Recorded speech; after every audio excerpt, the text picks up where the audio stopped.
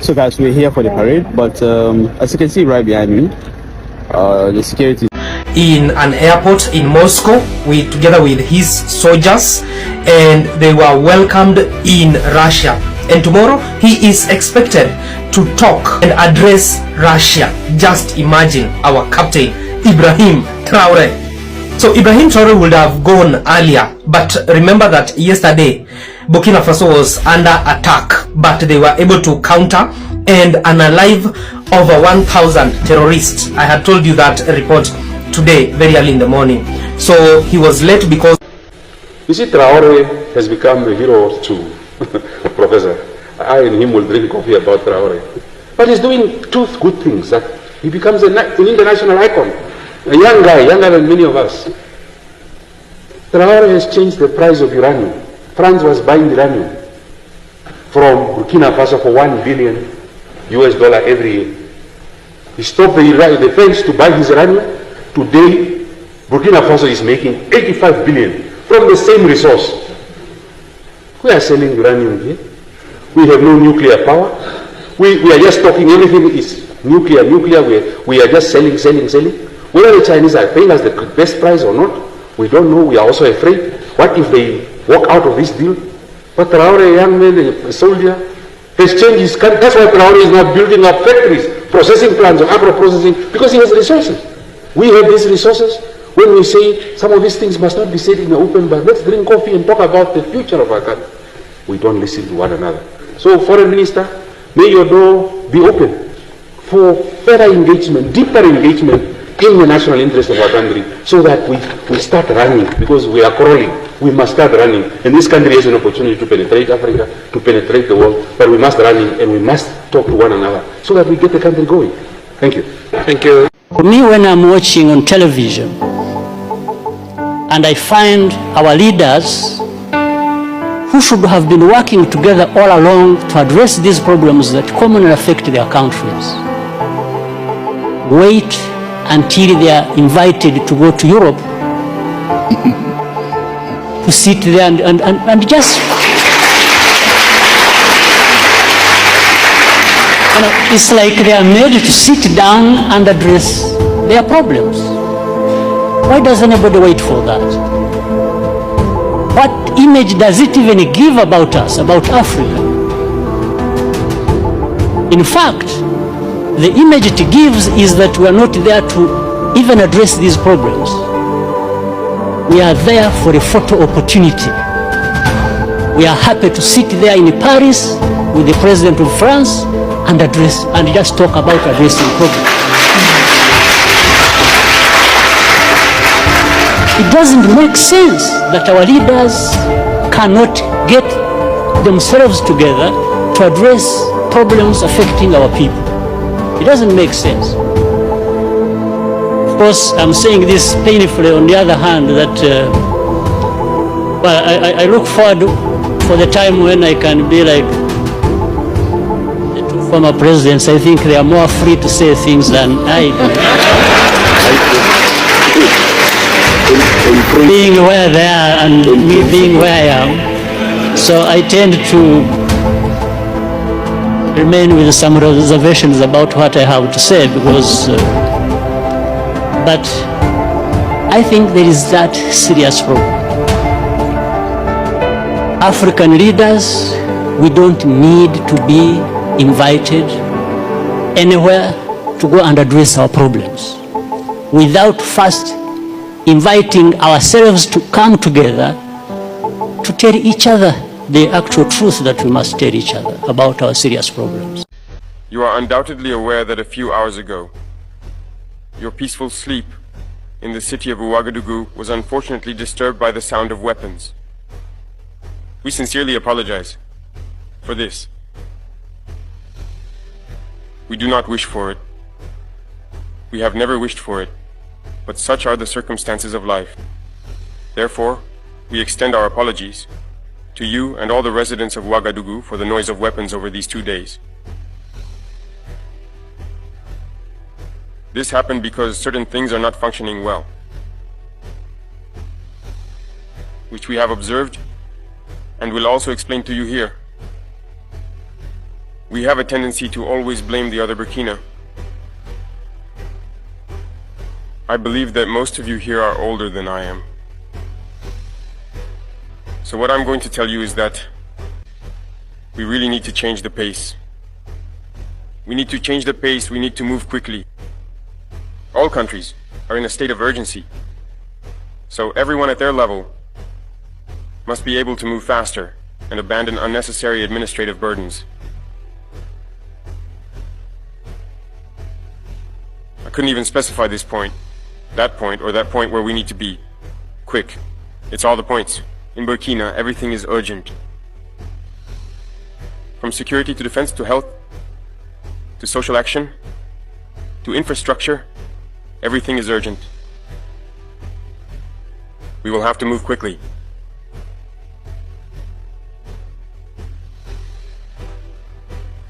While waiting to have specific points.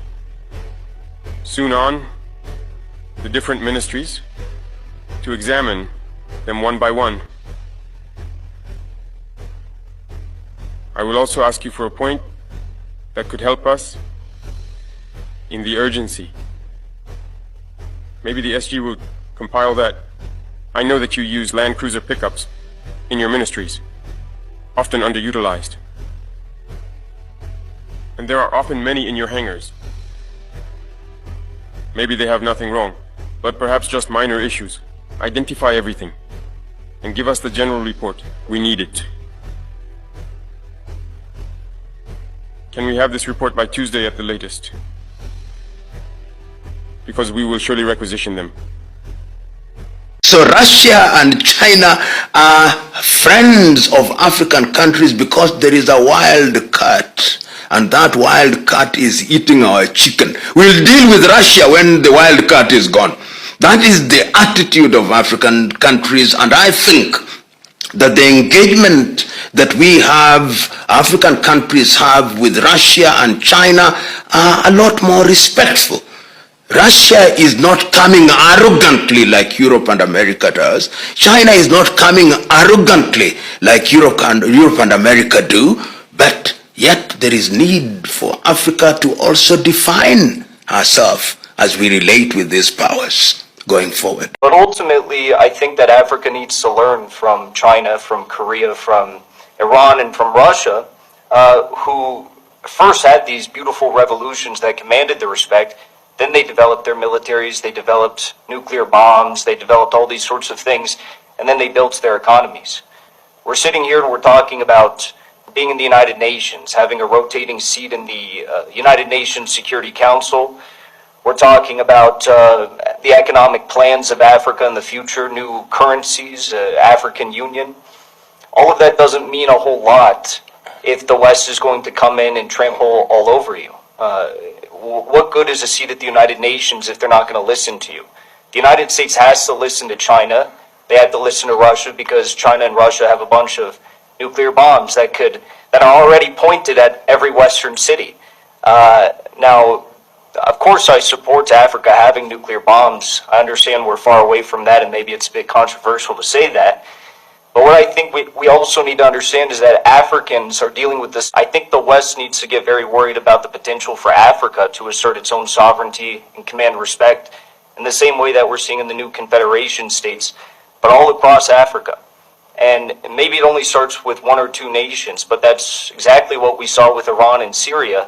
And now look at the United States proxy of Israel. Israel's collapsing all across the region.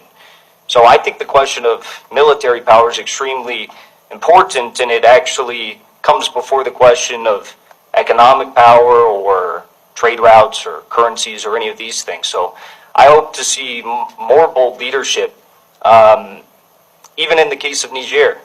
Victoria Nuland was too afraid to tell Nigeria to invade Niger because she understood the military power of these Sahel states with the backing of Russia. They wanted to do an ECOWAS invasion, and with the intervention of Russia and China and the military backing in the Sahel states, they understood in the United States that this was a no-go, that they couldn't do it. So I hope in my lifetime, I'll end here, that we'll see a nuclear Africa We're already seeing Russia. Rosatom is talking about bringing nuclear reactors into Burkina Faso, but I hope one day it's nuclear bombs. There we have it. That has been our candid speech for today. Hey, the big three in Moscow. I told you, all the big men are in Moscow right now. So as everyone was in a black suit, but Ibrahim Traoré, mon capitaine, was in his uniform. He's like, this uniform is the one describe my personality, what kind of person I am. Hey, no. Yo, guys, I have a big respect on Ibrahim Traoré, and what Vladimir Putin did to Ibrahim Traoré is an honor to all African people. This is how it's supposed to be.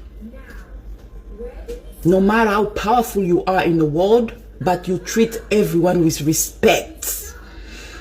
So what do you guys think? Let me know. Je vous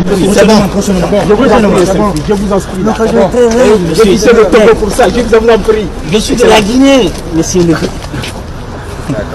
Merci.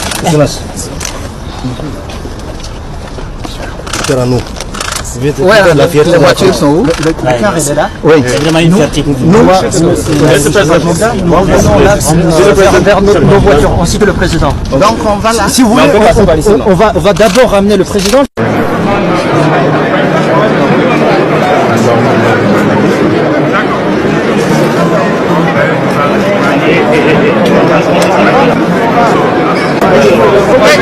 Bon, écoutez, on fait ça. Alexandre.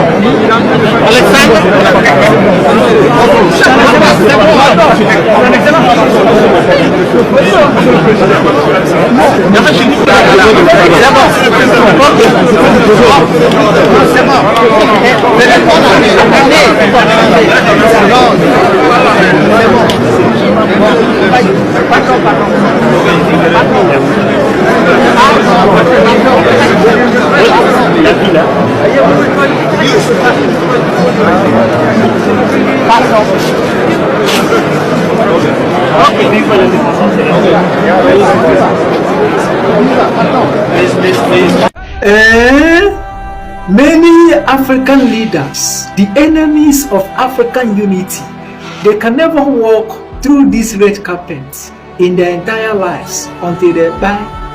Take a look at our president walking through it with confidence. In Russia, take a look at him. I still don't understand the connection between Vladimir Putin and Ibrahim Traoré. I still don't understand. He only invited him among three of them, Abdullah Metiani and Senior Guetta. Only invited Ibrahim Traoré. Take a look at the confidence. Only kings walk through this red carpet in Russia. Only kings.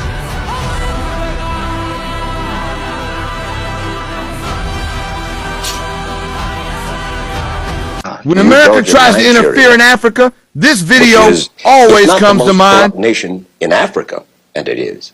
It could be the most corrupt nation in the world, Minister Farrakhan. Oh, now, Mr. Wallace. It is the most corrupt nation that I have ever covered. I've been there 25 years ago, and I've been there as recently as last year. Fine.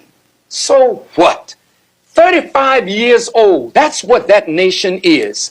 Now, here's America, 226 years old. You love democracy?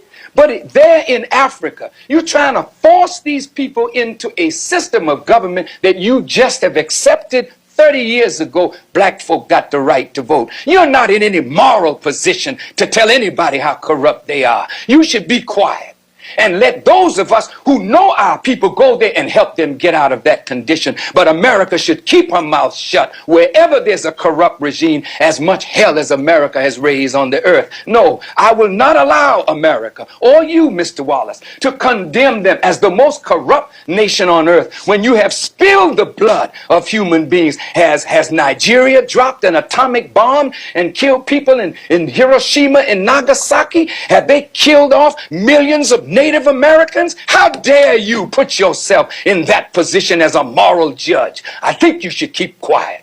Because with that much blood on America's hands, you have no right to speak. I will speak because I don't have that blood on my hand.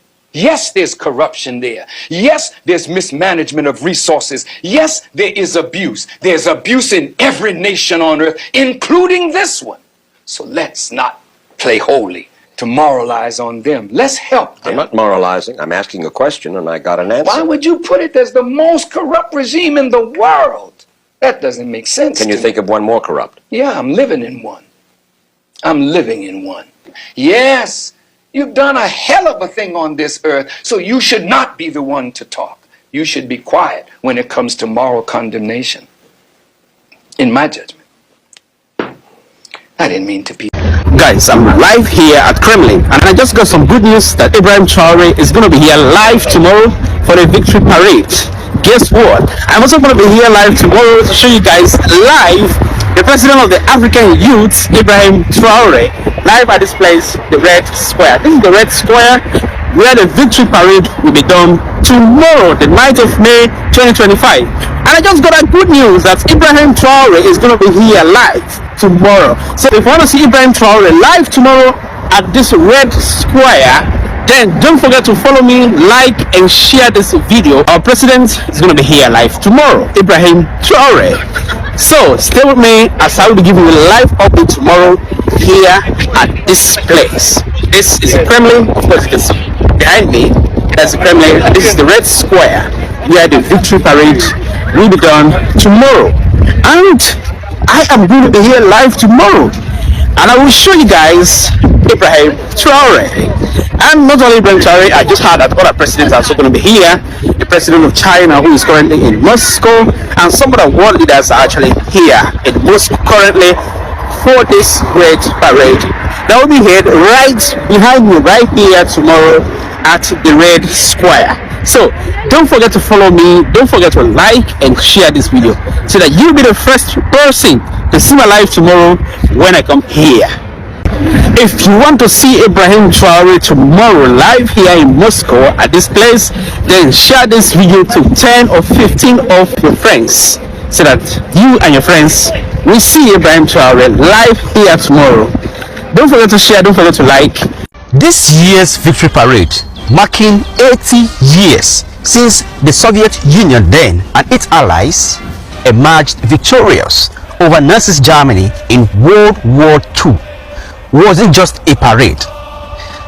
I will be very honest with you to say that this parade has changed so many things in our world today as I'm speaking. After so many efforts to prevent some leaders from attending this great parade, all proved abortive.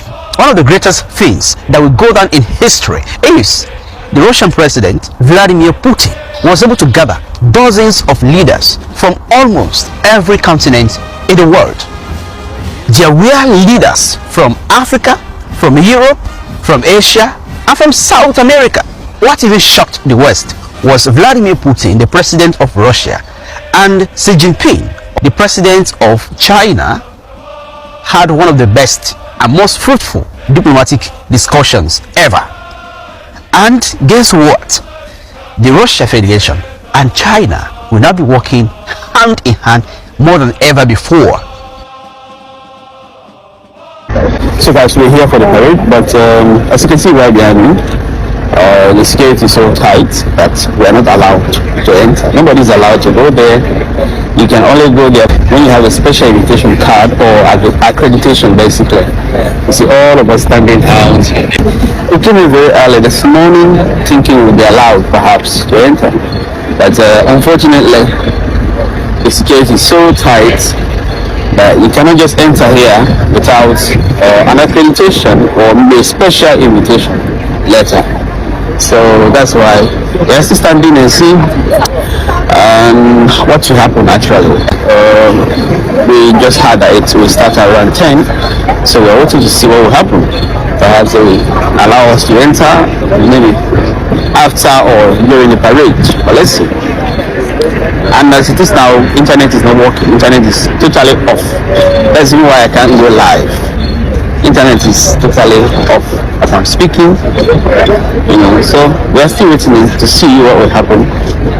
in the next few minutes, because a few minutes now to 10, and when the parade will start, then let's see. But this now, nobody is allowed to enter.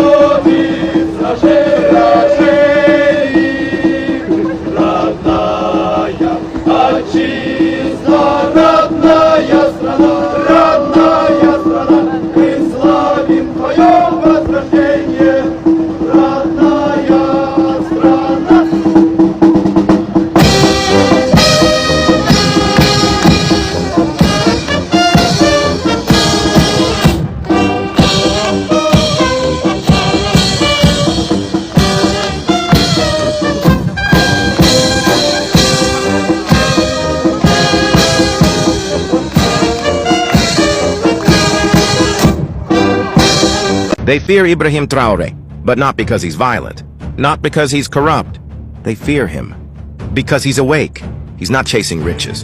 He's not begging for approval from the West. This man chose the harder road for his people, for Africa.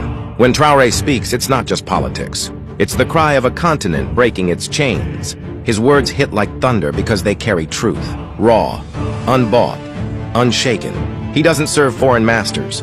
He serves the soul of Burkina Faso. And by doing that, he lights a fire in every African heart. That's why they fear him. Because he's a reminder. Africa can stand, Africa can lead, and Africa can rise. The question is, will you rise with him? Or will you stay silent while history is being made? Let's talk in the comments. The revolution is not just his, it's ours.